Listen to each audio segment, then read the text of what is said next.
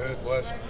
Harris, what's it like for you just to be on this stage? It's awesome. I mean, it's something that I've been working towards since I first picked Ohio State to get developed to come to this spot and all the work that's been done. So it's awesome.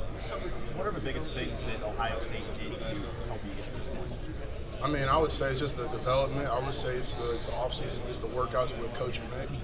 He sets the tone, he sets the mindset for the season, and I would say just the work going against guys like going against JT every day, Jack, Zach Harris. I'm going against the best pass rushers each week, so I would say just having those looks. And the work I'm doing every day with Mike Seleni each and every day. I'm working plays with him. I'm doing technique with Willie Anderson and Coach Fry helping me transition to tackle. So I would say it took a group of people to help me to get here. Harris, talk a little bit about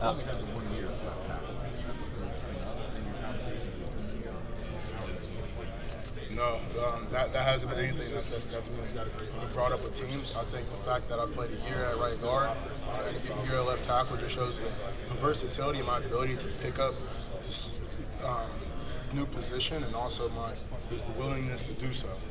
Harris, talk a little bit about that transition from guard to tackle. Was it something that kind of came naturally? Was it something that took a lot of work? How did your coaching staff, how did you kind of make that transition? Because it's not something that is normally easy for a lot of offensive linemen. Yeah, so I think I'm a natural tackle, but at the same time, I want to be part of the best five. So if I got to learn how to snap and be the center, I'll do it. That's just how I want to play. But I mean, I feel like for me, I'm more naturally tackle, but at the same time though, it took time, and it took all those spring practices, all the time in the fall camp. But at the same time, it was like a lot of the work and most of the work were the things I'm doing away with, like our GA, Mike Seleni. He's helped me every day. I'm staying after him, staying after with Coach Fry after every practice. I'm coming in on odd days where nobody's coming in and do that extra work. So that's the things behind the scene outside of scheduled practice to help me to get here. Which teams have you been with formally so far? Just want to show that Yeah, so I've been working with Willie Anderson since I was a sophomore in high school. Since I first got told my head coach in high school, that I was going to make the transition over to tackle. To me, he's like a family to me. I hit him with all the questions I have, the advice I have about the game, about life, about the transition. So I would say the one big thing that I work on with him a lot is we work individual hands. And that's something also in Coach Fry. He also brought to Ohio State too, so it's kind of perfect that I'm working individual hands and individual feet with Coach Fry, and then Willie Anderson, his technique and all that stuff mirrors the same thing. So I'm able to bring it to practice. I'm able to receive the same coaching, the same support to get to enhance that technique, which is awesome. Hey Paris, what are your key qualities that your athleticism? Did you play any other sports other than football growing up? Yeah, so actually my first sport as a kid was I did hockey, and then I was in gymnastics. My mom took me out once all the guys got out too, so I made that. I wasn't in gymnastics that long, but my mom just had me played in all types of sports. I did t-ball, not baseball, but t-ball. I played soccer. I've done all types of stuff. I was in wrestling when I was younger, and I did it a year in high school. I did wrestling, but I think it's something that helps with the mental toughness and also, again, the physicality of the sport too, and the endurance that it takes to play the sport at a high level. So, I mean, I've always been a person that's played a lot of sports, and even if football wasn't always a lineman. Started out as a safety, then I was a quarterback, believe it or not. And then I was a receiver and a tight end, a defensive end. So I've been playing those positions, those mix of positions, just as long as I've been an offensive lineman. So I think it's helped my game. I've done a lot. You mentioned your mother. What role did she play in your life? Yes, I would say my mom and my dad. That was her influence in my life. So she sacrificed a lot to put me in position to be here. She sold her house so I could switch schools to early enroll at Ohio State. There's not a lot of parents that would do that, to believe in their kid that early. I told her stuff I wanted to do. She did it. She quit her job so I could take you know, the 10,000 college visits that I took to, you know, get all the photo shoot pictures in and whatnot and see the campuses. So, I mean, for me, she's been a blessing. She's been super supportive. And she's been walking with me in my journey since the start when I told her I wanted to take it to the highest level. So she's been awesome. Wasn't so like that, so it's nice to do it that way, obviously. Yeah.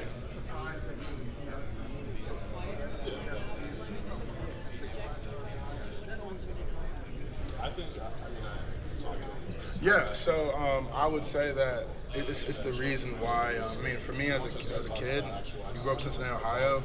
You hear about cool cities, and you're like, man, once I get an opportunity, I'm out.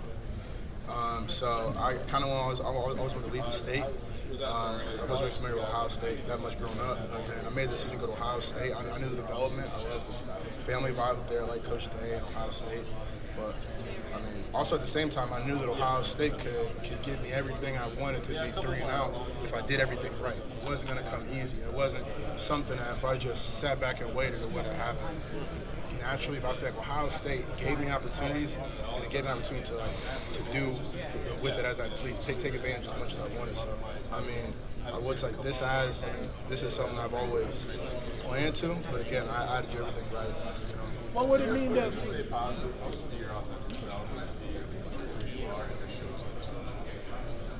Yeah, like Luke, I mean, I met him at Stanford, you know, like my sophomore, junior year, and he's a smart guy. I would say we sort of grew up together in a way of where we played together in high school, college, who knows, it's maybe in NFL, it's been kind of cool. I mean, I would say with Luke, he's super smart, and I would say, you know, he works hard. And I mean, for me, it's no surprise that he came out in 3 to me, because I know the work he's put in when he's not watched. You know. What would it mean to? Yeah, I would say one, my athleticism, I feel like is unmatched. You know, in the country. I would say my ability to move my feet and my ability to be able to cover my opponent. You know, I've never played basketball because I can't dribble, but I mean, my feet can cover anybody. You know, and that's just how I feel. I don't know, because I grew up in church, a lot of dancing and whatnot, but I feel like I have good feet, and I feel like the violence that I played with too. I feel like out of space is crucial. You know, you have your guards sometimes you get a chip, but I mean, I feel like a lot of times this season I didn't have that, you know, all the time. And in order to get the body blows you need to succeed at tackle when you're on an island over and over again, is those body blows and that violence out in space, you know, to slow your man down. What would it mean to block for a fellow Buckeye in Justin Fields? Oh, can you repeat that? What would it mean for you to block for a fellow Buckeye in Justin Fields? That would be awesome. You know, I mean, so when I first came to Ohio State, I mean, he took me in, and like, you know, it's always cool, you know, when you're a young lineman, the starting quarterback, he's a humble guy, and you know, he's always, you know, I used to beat him in Madden all the time, you know, he knows, you can tell him, you know, that's my guy, and you know, he's an amazing quarterback, he's smart, he's accurate, and I mean, it would be an honor to be back with him again. So with some of these fellow teammates of yours the last couple days are taking exception to this narrative being thrown around by critics saying he's a running back playing quarterback. What would you say to those critics that put that kind of stuff out there? I would say that they don't really watch film that often. I wouldn't say they know him. You know, I would say you can go back to high school. I mean, he competed with Trevor Lawrence in high school at the opening, and you know, there's no running back in drills the opening. It's 7-on-7. He won, and if I'm not mistaken, I believe he won best quarterbacks. I mean, he's been highly touted all the way through. I mean, all the records he broke at Ohio State and all the stuff he's done. I mean, yeah, just because he has the ability to score just easily on his feet, I think that's a plus. You know what I mean? But at the same time, like, I feel like his ability to get the ball, his ability to read, and his ability to be able to get out in space to make the difficult throws that now the quarterbacks can do, I think, you know, he has all the intangibles that you want. Harris, I have. It was fun.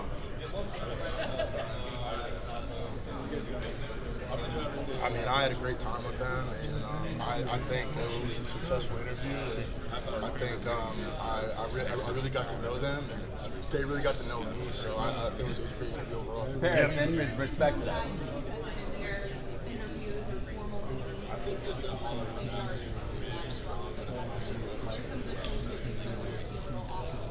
Yeah, so it wasn't my first interview. My first interview was the Chargers, my first night here. The second day in the morning, my first interview was the Bears, and they asked me if I like to play, to do darts or to play golf. And I was like, let's do darts. And I didn't see the board in there, but when I did walk past, I did notice a putting green. I didn't ask, I'm locked in. I was meeting that. And then he was like, all right, you're gonna play some darts. So he gave me some darts. I'm playing with the coaches, and he's hitting almost all he's right around the bullseye every time. The last one he actually hit it. The first two, I hit like some snacks in the corner, and then I hit a wall, and I'm like, oh my gosh, they're gonna end this meeting. And then it just hit the board, so I was happy. I hit the board in the last one. Turns out I probably should have chose golf, but yeah, it was cool. It was cool, to set the vibe. It's the first interview. I'm hyped up, and I'm ready to go. But I think just to set the vibe. Should have played Madden. Yeah.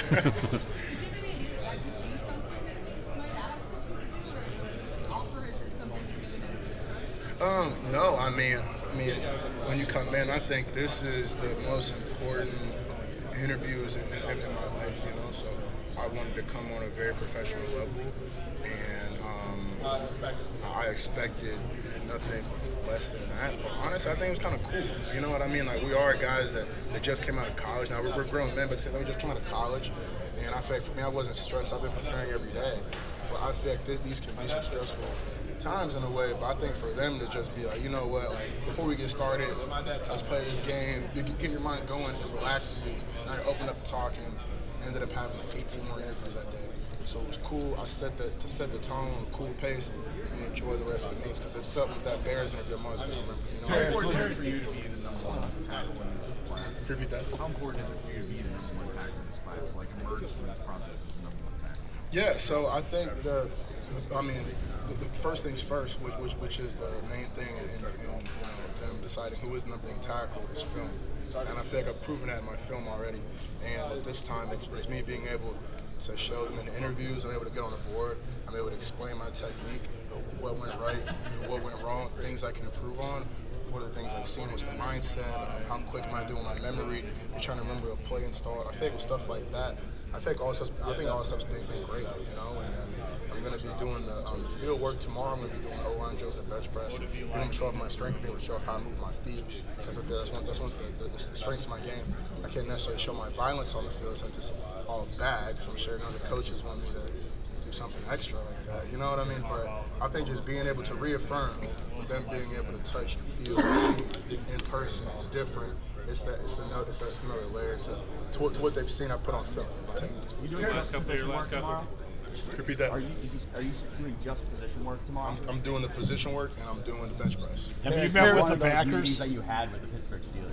Yes. Have you met with? It was fun. Paris, can you just tell us about how you originally decided you were going to put your foundation together and do your philanthropic work and just the journey and what you've experienced during that?